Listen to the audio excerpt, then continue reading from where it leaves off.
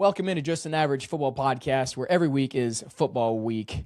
Casey, another beautiful weekend. How did you spend your weekend so far? Well, I spent it being very active, actually.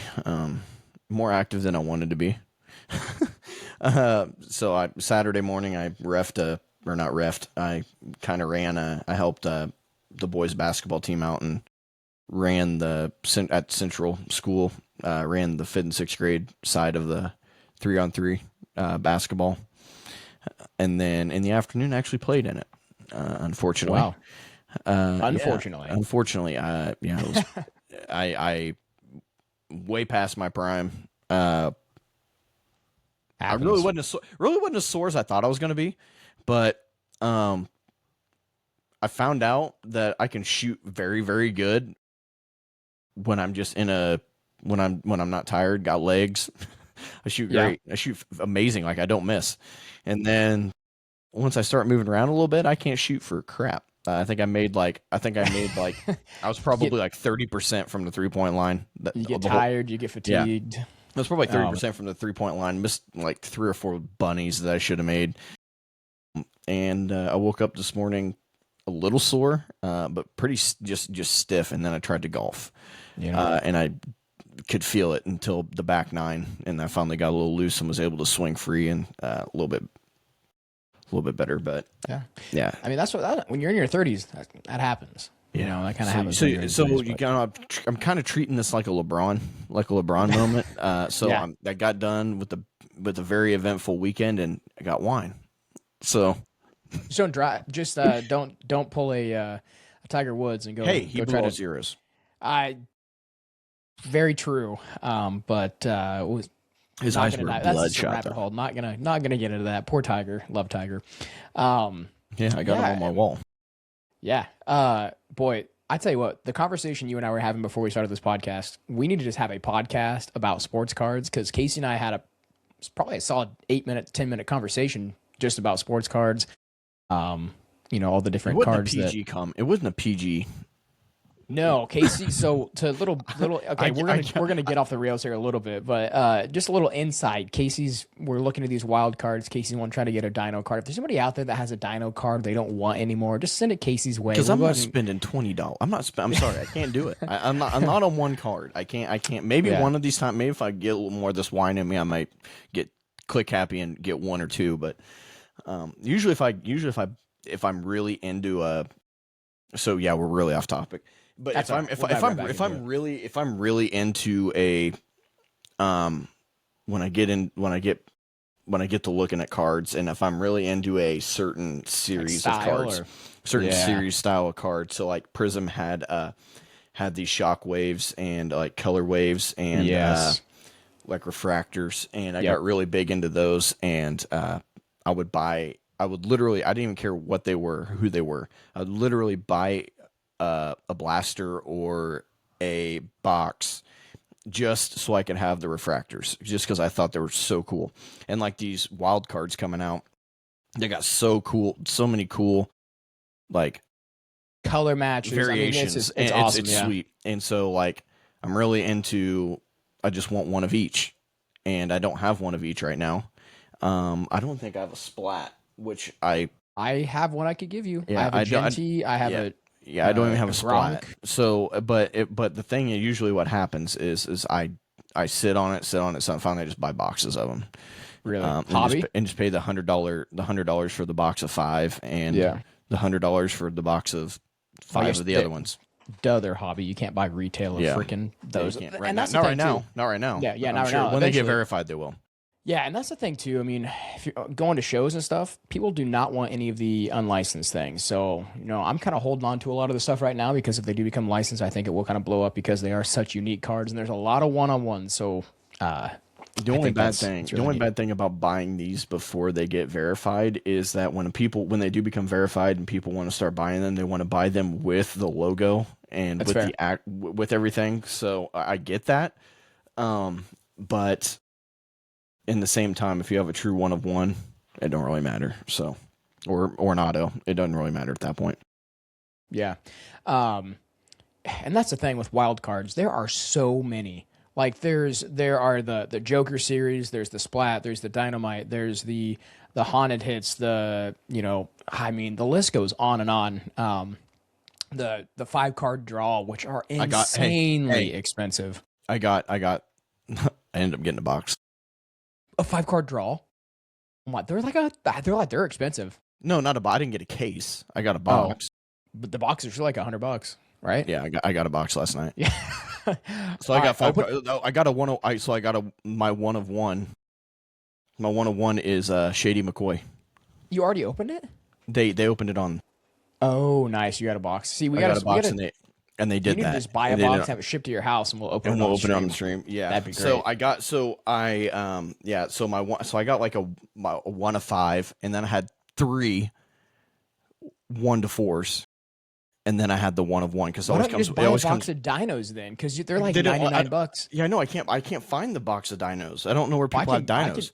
But the only place I see is people have splats and they have those the draw ones or whatever, quick draw, whatever. The biggest thing though, so I thought they were pretty sweet. I was really hoping to get my 1 of 1 to be a little bit better than Shady McCoy, but I'll take Shady McCoy. Still pretty sweet, yeah.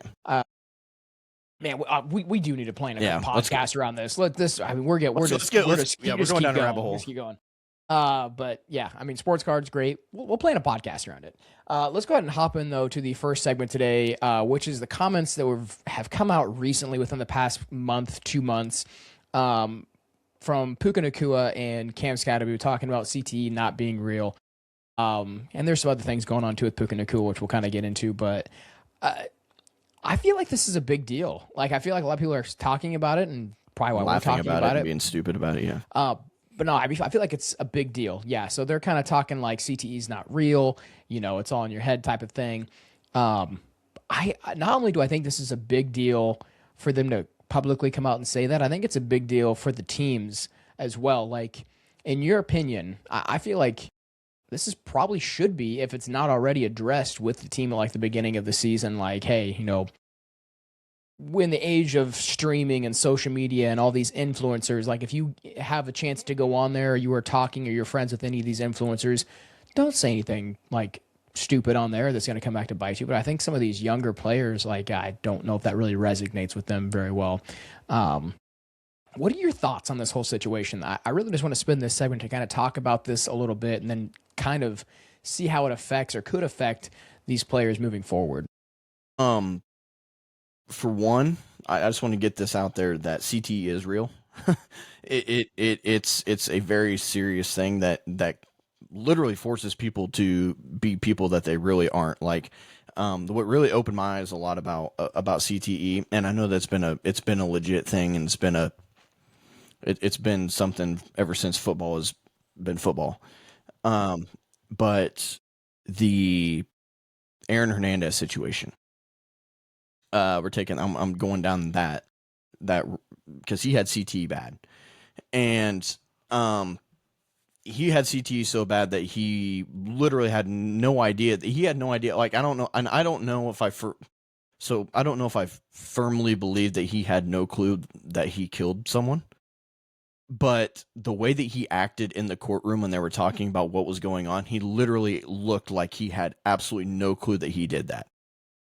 Like, and the way that the NFL, I think the NFL is really bad about this, and I think they need to crack down on this. When people get concussions, they don't sit out as long as they need to be sitting out. Tua's going to have CTE. Probably, yeah. If you don't have it already. I mean, look at just continue on, but yeah. And it just that really bothers me in an aspect of being a sport, and them just caring so much about how much money they're going to make and getting these, and the thing that really bothers me the most about it is a no-name player can have a concussion and be out for 2 to 3 weeks. But when it's a high-paid, big-name player that gets hurt, gets a concussion, they're back the next week, or they're back in the game when they should play. When they should be back in the game, and I get it, it's a business, but you're playing with people's lives here. Yeah. When it comes down to it, like, Tua could have died on the field. Brain is such a fragile thing that we don't really pay too much attention to. I think when it comes to sports. And I'm sorry, but I don't think the Guardian cap is even. It's a Band-Aid on whatever we are trying to think is going to help with kids and people to this day. Because I even have a little cousin that's a freshman in high school, and he couldn't play football for the rest of the year and had a Guardian cap and was still getting concussions. So it's getting to the point now where I think that they need to figure out what's the next steps going forward. What are we going to do to prevent this even more? Is it the way that we teach people how to tackle? I don't know. I don't know that side that I don't want to get down, but I think that it's just, it really bothers me when people, especially football players with the stature that they have and the voice that they have, to just play it off like it's a joke. Like it's not a joke. I 100% agree. And, these players too, we talk about them going on different platforms and different influencer streams or whatever podcasts, but a lot of these players now have their own platforms they go on. Cam Skattebo was hurt. He's streaming. He's playing games and streaming and stuff like that. And, if you're going to have these platforms, use them for good. I mean, going out there and talking about these things, shed light on it in a positive way, not a negative way. Talk about it trying to raise awareness for it, not thinking, way too many young kids. No, it's way too many young kids that really watch you and look up to you, and you're saying all this stuff, and it's just not a good look. But I feel like more light is definitely being shed on it now. All the years ago, when I'm watching WWE, just the whole Chris Benoit situation that came around, and back then it was just like, why did he snap? What's going on? And, few years later, it's just like, CTE studies revealed like, hey, he just had traumatic brain injury and it just didn't get better. Obviously it's not going to get better. So yeah, definitely something that I think should definitely be talked about more. But yeah, just kind of crazy that NFL athletes that play this game that take numerous head shots every single week are saying that this isn't real. But another off-field situation, on the topic of Puka Nacua, we talked about him and his comments. He's had a lot of comments. He's been in the media for all the wrong reasons lately. Biting someone at a nightclub. Did you hear about this? Is this an overreaction, or is this like a legitimate concern here? So I've heard I heard that this was back in like February when it happened. Correct. Yeah. So the reason for it to be coming out now is a little shady. It happens all the time. So I don't. And the reason it's probably coming out now is because of all the comments he's recently been making. It's like it's literally adding fuel to the fire. Not a big deal right now. Oh, now he's making all these comments. Let's continue to add fuel to the fire. So from him, from him playing. So I'm going back to when he played in the Celebrity All-Star basketball game, and he played and just being in the face of the camera and stuff. He's kind of that kind of guy. He's kind of that. Whatever, I don't really care what, I'm Puka. I'm Puka. I'm going to be Puka, and you're not going to stop me from doing what I'm doing. So honestly, I could see him doing it, I guess, in a sense of like the way he's been acting. I could maybe see it. The biting part, I don't know about that, but maybe the biting part, I don't think that it was like he made the comment bitter and acted like an animal. It was probably one of these things where dancing, having drinks, they're having a good time. He gets kinky with her and bites her in the, you know what I mean? No, I know exactly what you're talking about for sure. It's not a he bit her trying to eat her flesh like a freaking vampire. It was I guarantee if he did bite her, it was him trying to get a little bit of nookie, and it didn't work out, and so he maybe made this comment about something. I don't know. I don't know.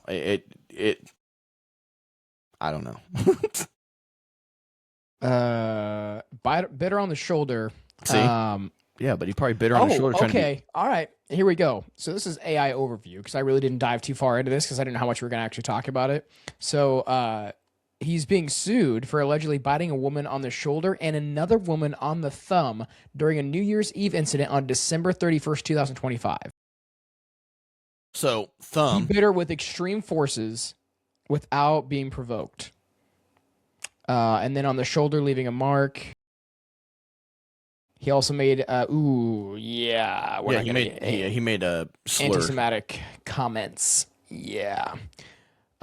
So with all of this being said, without getting too far into this, because this is not the kind of podcast we are, let's transition back to football and kind of see how this impacts him as a football player. So if I'm the Rams, how do I handle all of these things now coming out? Is it going to, I mean, we'll just kind of answer these yes or no. Is it going to impact his contract in the future here? If he's due for a payday. If it is true and he gets in trouble for it, it will. If it doesn't, the NFL is going to be the NFL and just slap on the wrist because there's been worse happen. So I think people get paid still.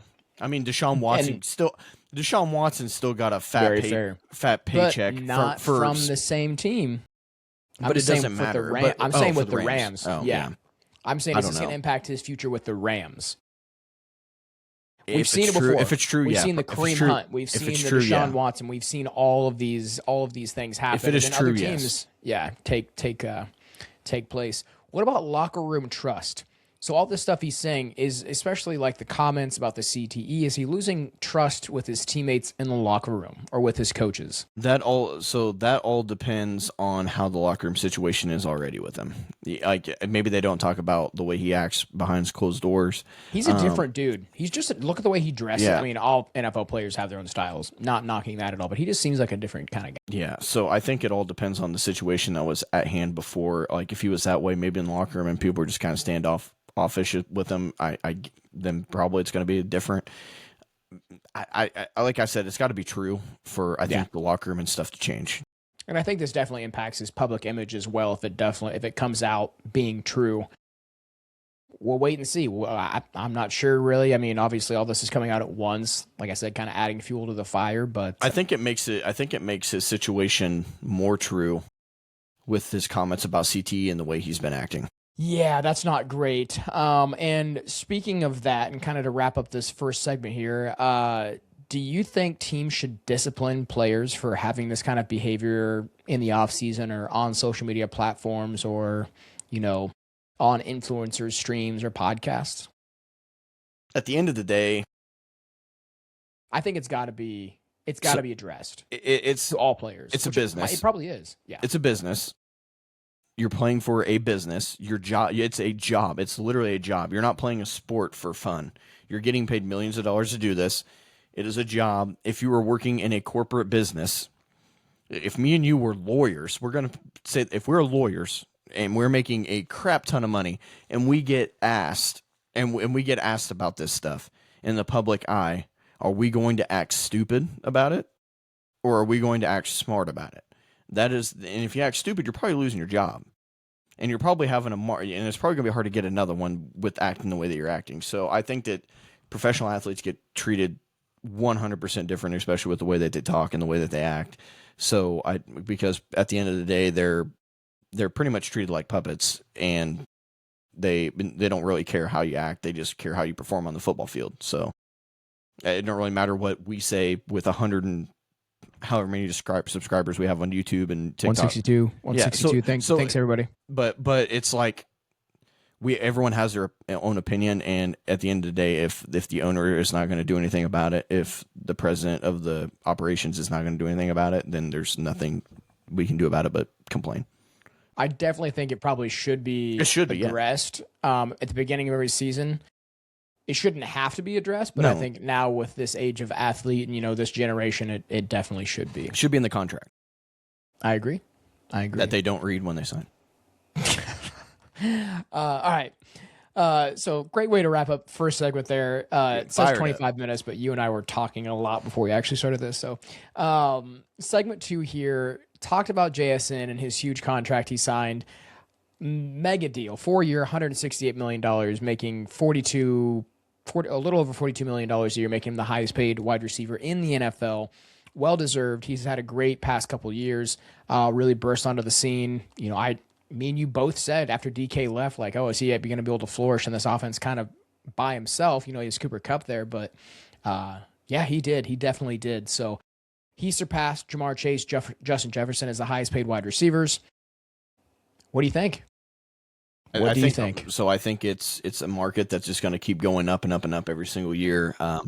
Everyone's going to get paid more and more every single year. I think it's just a matter of what situation you're in at the time it happens. I think if Jamar Chase was in the market at the time for getting paid, he's probably going to get more than JSN or the same.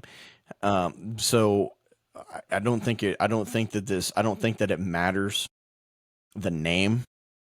I think it matters the production and how much it's deserved at the time. It's like I disagree. I think really? wide receivers are divas, dude. I think that they are divas, and every wide receiver believes, which is fine. I think every wide receiver believes they are the best wide receiver in the NFL. They deserve to be paid like the best wide receiver in the NFL. Also true, but you also have the quarterbacks like Josh Allen's, like, you know, your Tom Brady's. It's like, hey, and your Patrick Mahomes. You know, Patrick Mahomes, Josh Allen, arguably the two best quarterbacks. And like, I want to get paid a fair amount, but I also want you guys to be able to bring more people in. And all these wide receivers, like, nah, I'm the best wide receiver. You know, without me, your team's nothing, type of thing. Well, and so the play off of that, JSN very well got that contract because of the quarterback situation and how much they're paying their quarterback. So now say Josh Allen was his quarterback or Pat Mahomes was his quarterback. Is he getting that much money? That is such a good question. It's also the same way. Like if he was with Brock Purdy, he's probably getting that kind of paycheck because they're not paying Brock Purdy as much. Daniel Jones, they're probably not paying. They're probably be able to pay him that much. So, I mean, but they paid Dak Prescott quite a bit and they paid CeeDee Lamb quite a bit. So, I think it's just the market of where you're at. It's a lot of money for Seattle, I can tell you that, and he's going to get taxed out the wazoo because they just passed that bill in Seattle, or they passed the bill in Washington State that is like so much money you make, or like millionaires are getting taxed like a buttload. I think all NFL players, you know, the more you make, the more they take. But you know, just really quick, we're gonna see how this stacks up against other wide receivers, and you let me know if you think, as I go through this list, if there's another wide receiver that you think is better than JSN here. So we're just gonna go top 10. First one here, obviously, is Jackson Smith. He's making $42 million a year. Jamar Chase, better than Jackson? Yes. Okay. And he's making 40. So Jamar Chase is making 40. Justin Jefferson. Yes. He's making 35. CeeDee Lamb, tough one. I think that's kind of where he falls in. I think if it were me, it goes Jamar, Justin Jefferson, and then Jackson Smith. Yeah, I think CD and him, it's a toss-up. Yep. So CD's making 34. You got DK Metcalf with the Steelers making 32. Garrett Wilson making 32. A.J. Brown making 32. Amon Ra making 32 or 30. And then Brandon Ayuk making 30. Better.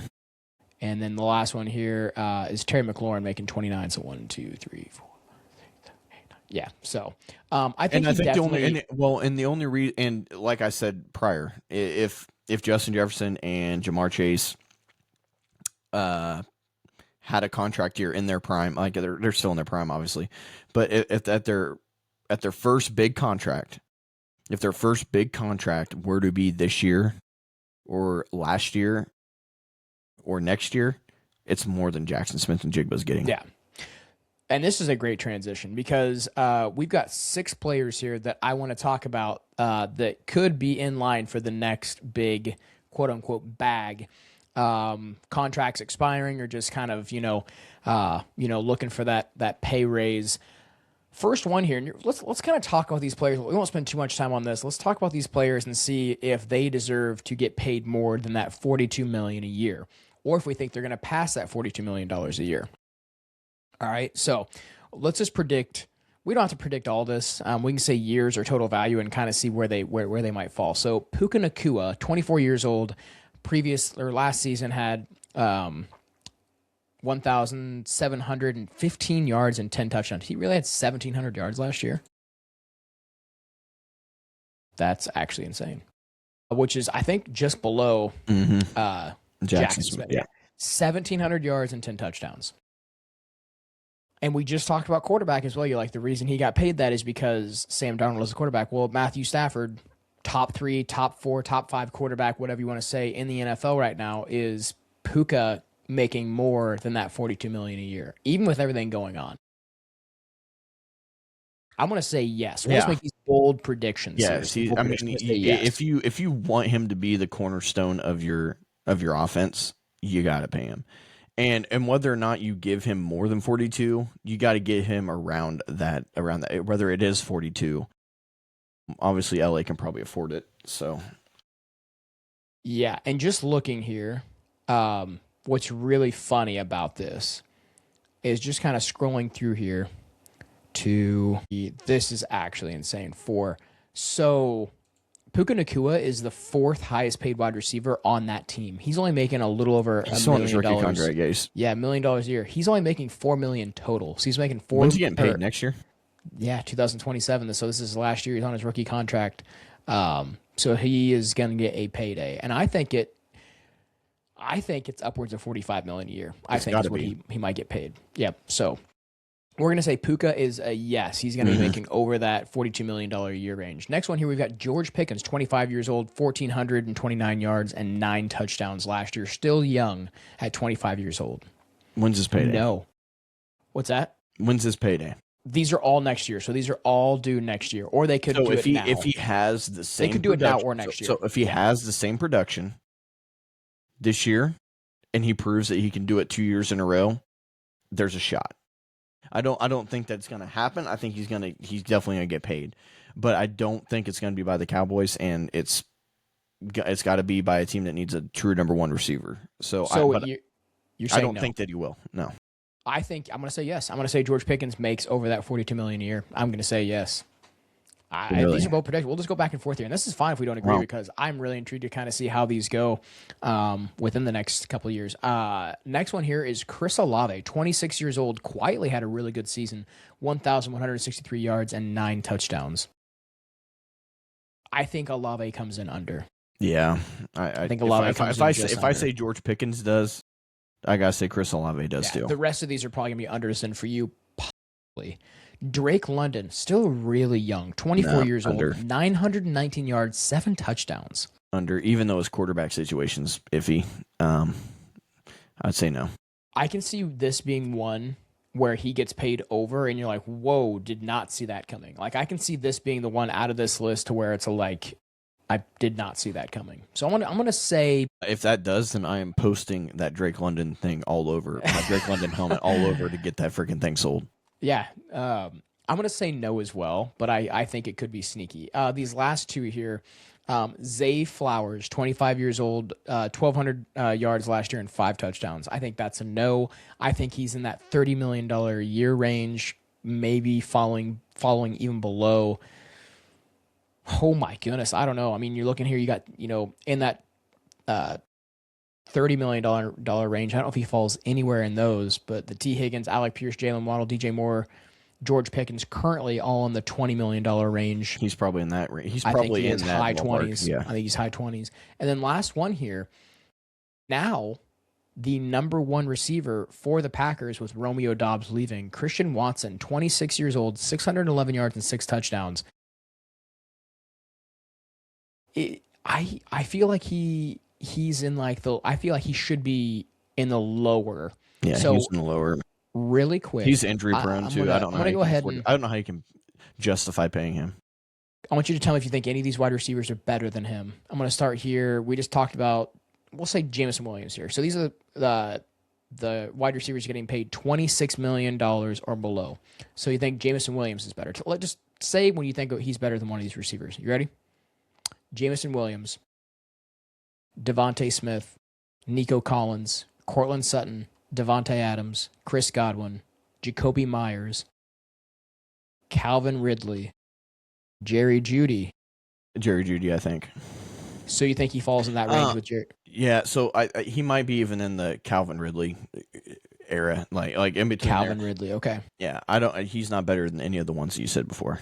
So if you think that's the case, then Christian Watson's average per year should be right around $17 million a year, which is right on par with what Romeo Doubs got, $17 million a year from the Patriots. So yeah, he'll be around the set. He'll be around the, if they really think that he is going to be that guy there. Obviously they didn't think Romeo Doubs was going to be, so they let him go. But if they really think that Christian Watson is going to be that dude, at least for a little while, then they're going to probably pay him around 20. Yeah.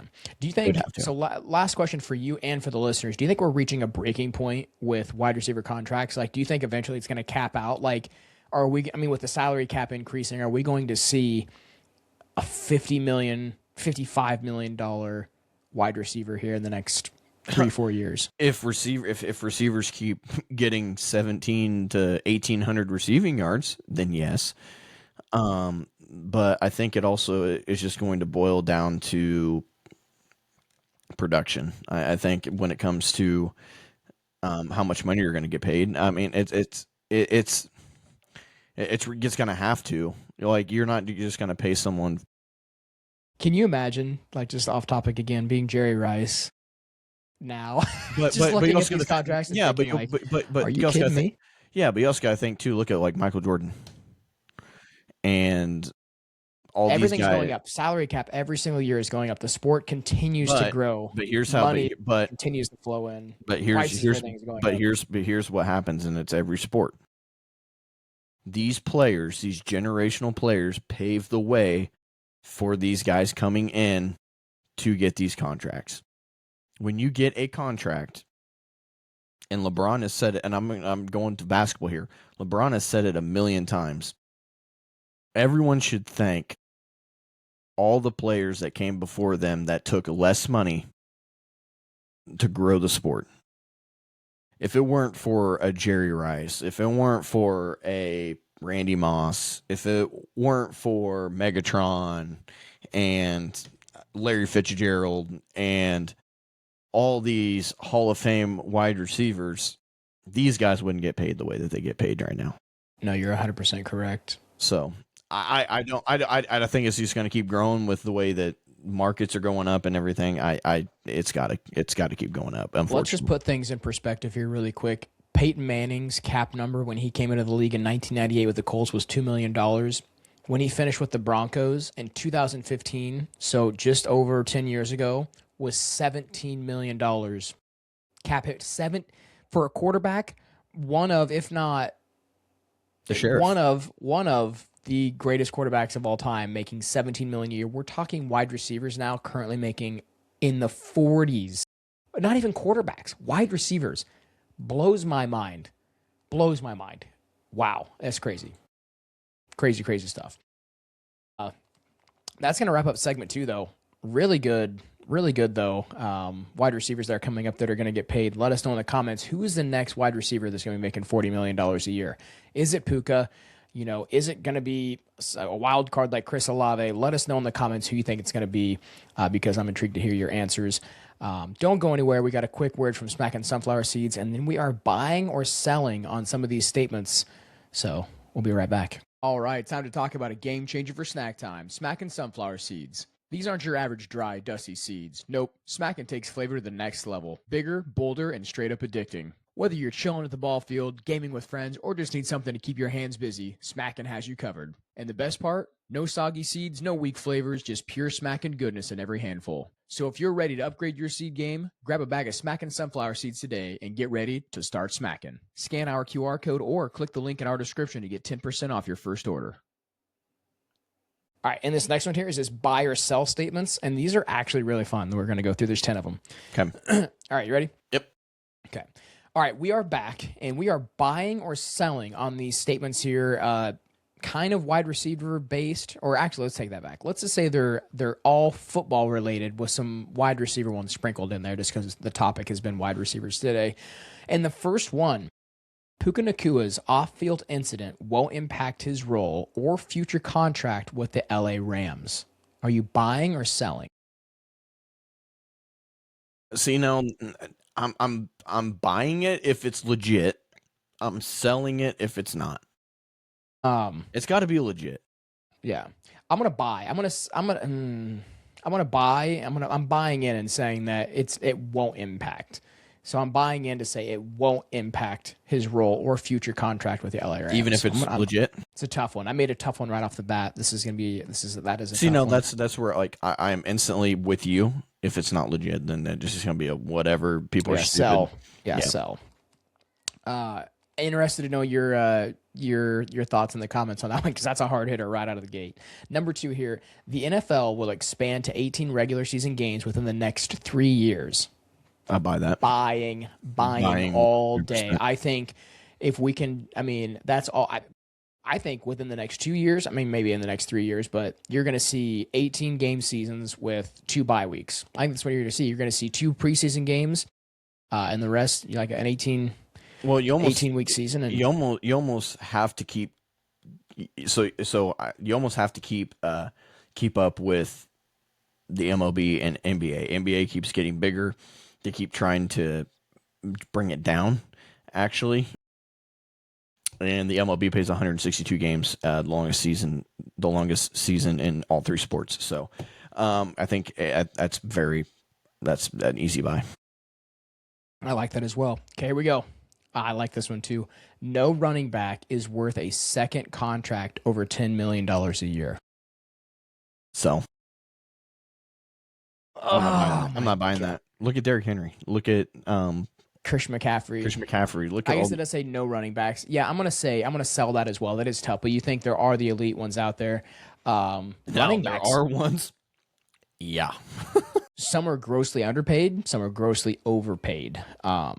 Yeah, I will say sell that as well. I think that if you're a really good running back, you really don't see, after their first contracts, you do see a lot of running backs just go to other teams. Mm-hmm.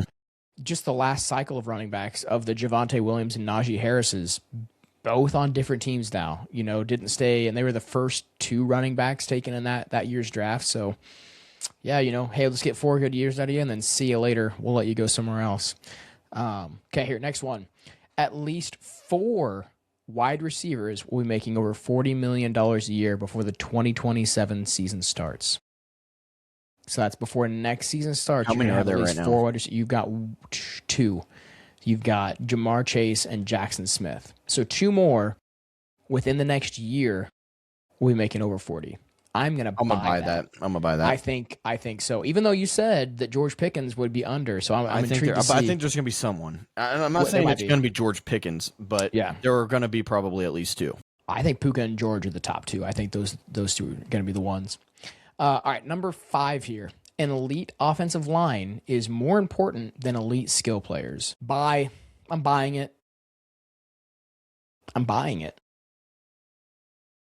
And here's the reason why. While you're thinking about this, if you don't have a good offensive line to protect your quarterback's most likely going to get hurt, and then you can't get the ball to those skill players anyway.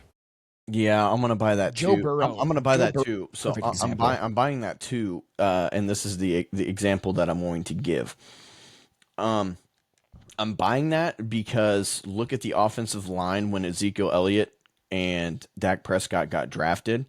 And when Zeke ate like crazy, and Dak was able to produce the way that he produced and sit back in the pocket the way that he sat back in, and then so yeah, I'll buy that because of some of these running backs that were good, but they were great because their offensive line was really good. And I'm not gonna even look up the stat on this. I would probably say that the teams that have won the Super Bowls in the past 5 or 6 years probably have had top 10 offensive lines. Well, and I'm going to put another example. Look at Saquon Barkley this year compared to when he had a better offensive line when they won the Super Bowl. Yeah, and really, I thought their offensive line is still pretty good. That was just horrible play calling. Their play caller was bad. Yeah, true. I guess, yeah. But no, I'm buying that. I think I would rather have a good offensive line than just elite skill players. I'll agree with you on that. Okay. This one's interesting. Wide receivers are now the second most valuable position in football behind quarterbacks. I'm selling that. I don't think so. I'm selling that because in the Super Bowl this year, Kenneth Walker was the most valuable person on that team to win the game. Should have been the kicker. But I mean, Kenneth Walker was a stud in that game. And I'm gonna say sell. No. Yeah. I'm gonna say sell, and I'm gonna say, and this might be completely off the rails. I'm gonna say a DB that can lock down one side of the field. Having Patrick Surtain completely eliminate one whole side of the field is I think it's got to go quarterback and someone on the defense. I think it's got to go quarterback and DB. I think after quarterback, defensive back is got to be one of the hardest positions to play in football because you're doing everything the wide receiver's doing backwards. So, yeah, I'm selling that one. I think, yeah, it's got to be someone on the defense. Number 7 here, Christian Watson will be the Packers' leading receiver next season. He is their number 1, but will he be? Well, maybe. Who do they have? Christian Watson. They've got Reed. They've got Matthew Golden. They're going to have. I don't think Tucker coming back. Tight end coming back from a torn ACL. I don't think he will be. I don't think it will be either. I think it's going to be Golden. I think even though Golden only had 1 touchdown, I think it could be Golden. I think he takes some strides. I think it's Reed they have as well. That's really good Reed's too. Not bad either. Yeah, but I don't think it's Christian Watson. I don't think it is either. So I'm going to sell that. Number 8, teams overthink the draft. Best player available is always the right strategy. Buy. Look at the Eagles. They don't draft for needs. They rarely draft for needs because they draft best player available usually, and then it's like, oh, your contract's up. See you later. I've got someone to replace you. They got Quinyon Mitchell. They got Quinyon Mitchell, and they got Cooper DeJean. They just said, all right, see you later, Darius Slay. We don't need you anymore. We've got these 2 young guys that we drafted. Didn't really need them, but we got them, and now we can easily replace you. So I'm buying that all day. Draft best player overall, I think, is the right way to go. This one's I don't like this one, but a non-quarterback will become the highest paid player in the NFL within the next 5 seasons. Selling that. There's no one's ever going to be paid more than a quarterback. I don't think anybody trumps a quarterback. Yeah, I'm selling that all day. I don't see that happening at all, ever. And if it does, what position is it? It's got to be.